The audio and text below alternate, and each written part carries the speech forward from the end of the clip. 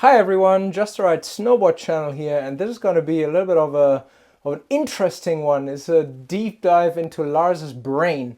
I just came up with a whole chain of thoughts while scraping a snowboard that will lead us from scraping a board to carving edge grip to Chinese philosophy. I think it's amazing and I want to share it. So I am scraping a brand spanking new Standard cheater that I just put wax on, and I scraped it randomly with a 5 mm thick scraper. Normally I use a 3 mm thick scraper, and the difference is flex. So the 3 mm one can flex quite a bit. The 5 mm one has hardly any flex at all. And the reason why I'm preferring a 3 mm scraper is that bases are normally, or quite often and unfortunately, not perfectly flat. For example, Burton channel really pulls on the base, and you get this whole like channel that fills with wax. And to get in there, having a supple, kinda bendable scraper is super handy and super helpful. So that's what I normally do. And my belief was that that is simply better and gets me to my goal faster. Now I'm standing here with my random 5 mm scraper on that Standard cheater, and I'm realizing, man, that goes super fast and I'm getting there super quickly, and maybe I was wrong. Maybe I need to use a 5 mm scraper. And then I'm realizing, wait, that's only because this base is perfectly flat.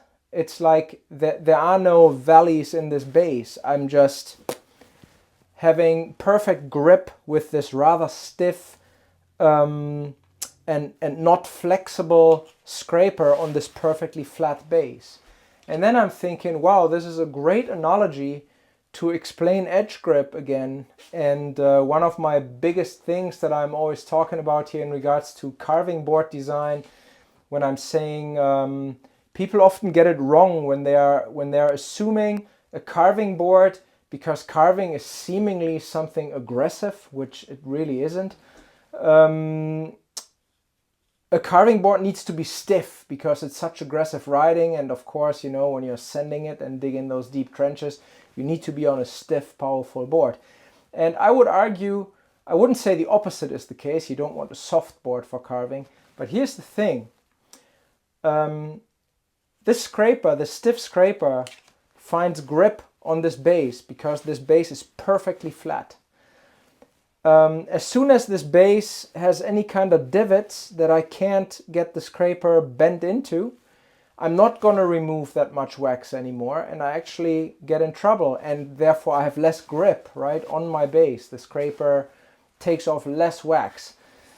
Same goes for that stiff snowboard as soon as conditions aren't perfect. So what I'm trying to say here is a stiff snowboard, like properly stiff, tip to tail of some sort, can only function well as a carving board when the conditions are pristine and a perfect canvas.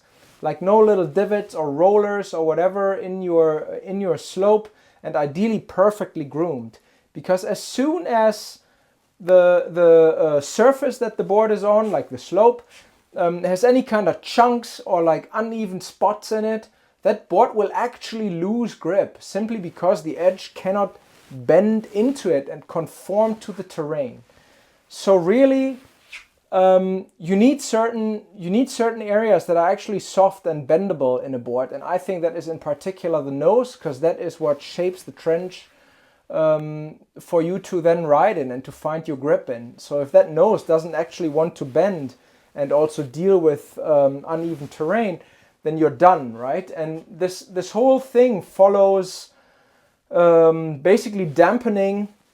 Like if you consider, the mountain bikers among you know this for sure, if you just have your rebound on your fork all the way open, full snapback, you're losing grip, tons of grip. And your actual suspension engagement is movement, right? We don't have a suspension element on a snowboard other than the board itself, the flex of the board. So if that thing cannot bend, it will not grip. I hope that makes sense. And how does this take me to Chinese philosophy? I once read a quote from the Tao Te Ching, I believe that's how you pronounce it, from Laozi or Lao Tse or whatever, and I'm going to read this to you because I think it's beautiful, and it totally applies to a carving board. It's awesome. The soft and supple are the companions of life, while the stiff and unyielding are the companions of death. An army that cannot yield will be defeated. A tree that cannot bend will crack in the wind. And a snowboard that cannot bend will slide you onto your butt. So, and a scraper that won't bend is not going to get the wax off quickly if your base isn't perfectly flat. And there we have it. That's the circle. Thank you kindly for listening. I thought that was pretty cool. Bye. Enjoy your turns.